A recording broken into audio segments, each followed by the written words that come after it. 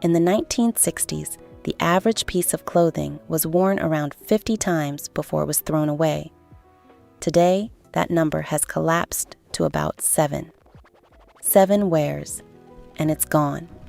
Donated, tossed, forgotten in the back of a drawer. That's not a small shift. That's an entire relationship with clothing collapsing in 2 generations. And the reason Nordic wardrobes still look effortless, curated, intentional, isn't a bigger budget or better genetics for style. It's one single rule most Danish households apply without ever writing it down. And today, I'm handing you exactly what that rule is. Let's get straight to it, because you didn't click on this for a history lesson. The Nordic Clothing Rule is simple to say and surprisingly hard to actually practice. Buy less, but buy pieces built to be worn hundreds of times, not 7. That's the whole rule.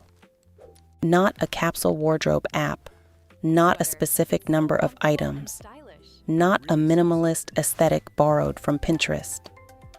A hard requirement that anything entering your closet has to be capable of surviving years of actual use, which automatically means fewer things get in because very few things can actually meet that bar. Before we go further, I want to be transparent about what this video is. Everything here is built from documented research on clothing consumption and Nordic design culture, filtered through my own professional experience, my interpretation of it, meant to help you think differently about your own closet, not a strict formula. This is for education and entertainment, an honest translation of a real cultural pattern, nothing more clinical than that. I'm Freya Holm. I grew up in a small fishing town on the Danish coast, daughter of a teacher and a fisherman, in a house where clothes were bought to last, not to be replaced next season. That was simply how the household worked, not a philosophy anyone announced out loud. I trained as an interior designer in Copenhagen, and for 8 years I organized closets for urban families who kept buying more and somehow feeling less put together every year. What I saw, closet after closet, wasn't a shortage of nice things. It was an overload of things bought for the 7-wear cycle, quietly crowding out the handful of pieces that could have actually lasted. Here's the specific perspective I want you holding on to for this video, because it's different from anything I've said about wardrobes before. This isn't really about owning fewer clothes for the sake of a smaller number. It's about the fact that Hygge, at its core, is a decision filter, and a garment that's designed to be worn 7 times and discarded already failed that filter before it ever left the store. It was never built to become part of your life. It was built to become part of a landfill, quickly, by design. A Danish closet doesn't look intentional because someone counted items. It looks intentional because almost nothing in it was chosen without first asking whether it could earn its place across years, not weeks.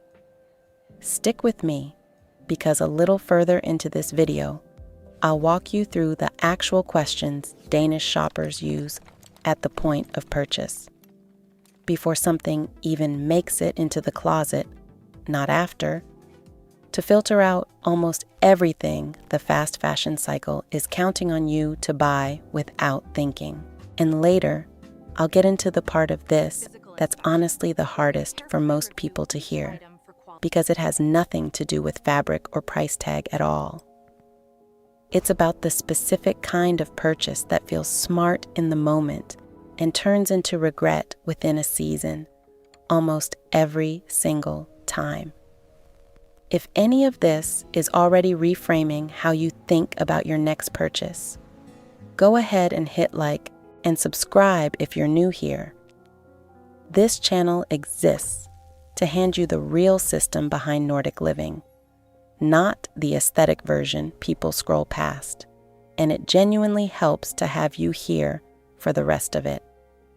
Let's start with the questions that filter almost everything out before it ever reaches your closet. Here are the actual filters, and I want to be specific because vague advice like buy quality is useless without knowing what quality actually looks like in your hands. First, fabric composition. Check the label before you check the price. Natural fibers, wool, cotton, linen, silk, or high percentage natural blends hold their shape, breathe better, and age by softening rather than by degrading. A garment that's mostly polyester or acrylic at a low price point is engineered for a short lifespan by the nature of the material itself, regardless of how well it's cut. This isn't snobbery, it's physics. Synthetic fibers under 30% natural content tend to pill, lose shape, and thin out within a fraction of the wear cycle that natural fibers survive. Second, the seam test, and this takes about 10 seconds in a fitting room. Turn the garment inside out and look at the stitching. You want tight, even, closely spaced stitches. Generally, somewhere around 8 to 12 stitches per inch for well-constructed clothing.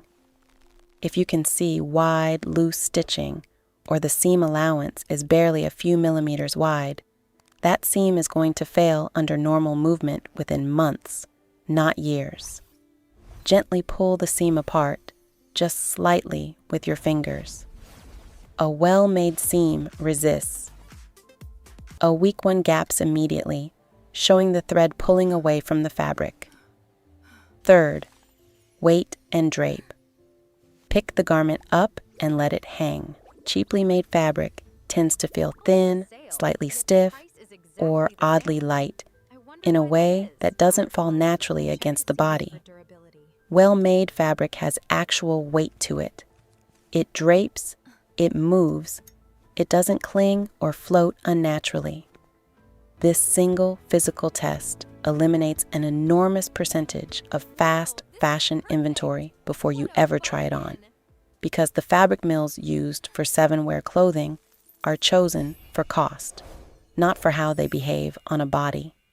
Fourth, hardware, zippers, buttons, snaps. Metal zippers generally outlast plastic ones by a significant margin, and buttons that are sewn on with a visible thread shank, a small gap between the button and the fabric, survive far more washes than buttons glued or stitched flat against the surface.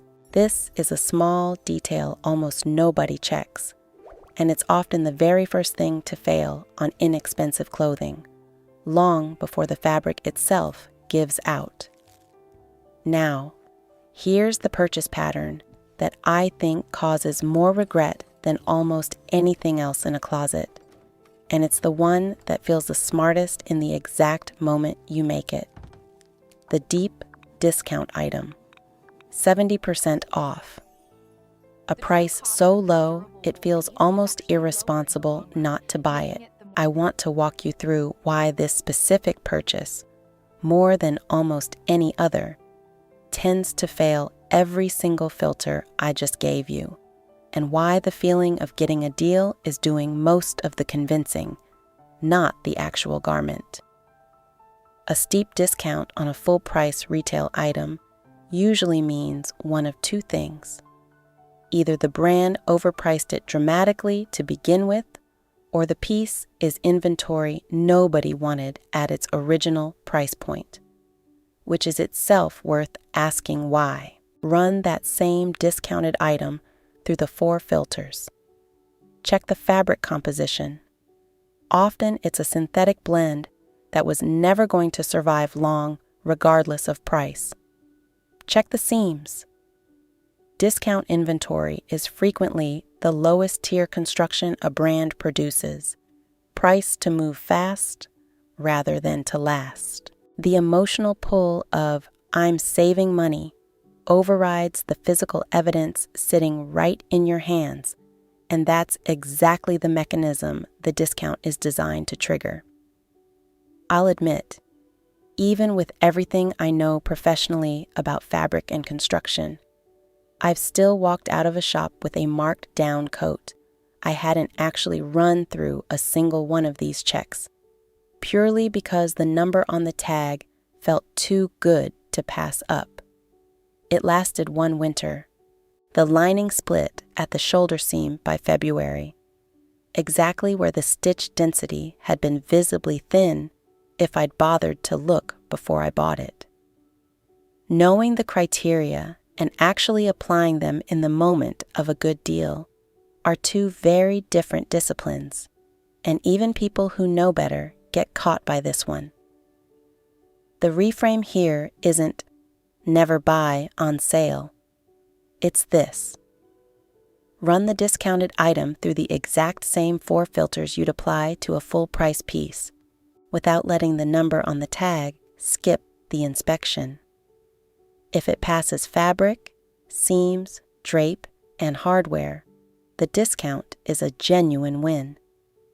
If it only passes because the price made you stop checking, that's the 7-wear cycle finding its way into your closet again, dressed up as a smart purchase. We're close to tying this whole system together now.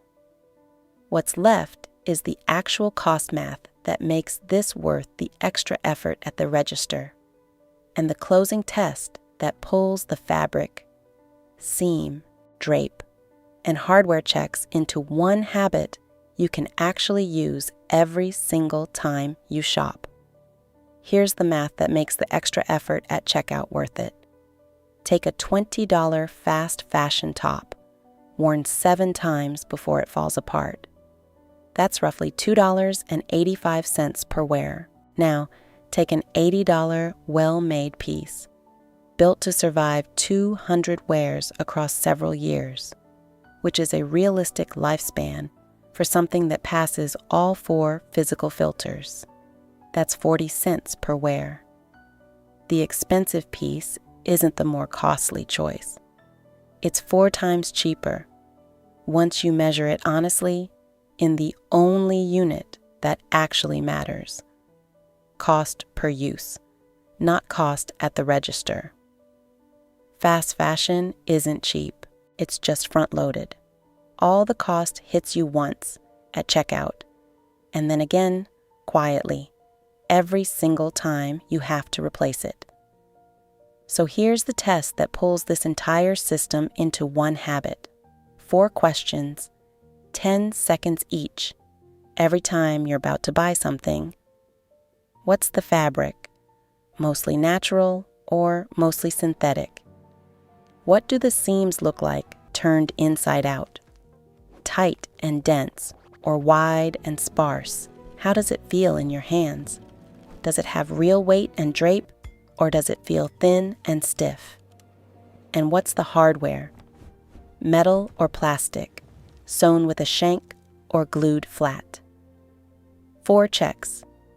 Any garment that fails 2 or more of them is very likely built for the 7-wear cycle, no matter how good the price or the photo looks.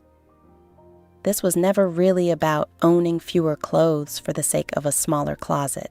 It's about refusing to let cheaply built, short-lived pieces take up space that a genuinely well-made piece could have held instead. One that actually earns years of your life, not weeks. A calm, put-together wardrobe was never built by counting items. It was built by every single piece already passing an honest inspection before it ever crossed the threshold of the closet. Tell me in the comments which filter you're going to actually use next time you shop. The seam check, the fabric check, or the hardware check. I read every single one. And if you know someone who's constantly replacing the same cheap basics every few months without knowing why, send this to them. It might change the way they shop for good. I'm Freya, and I'll see you in the next one.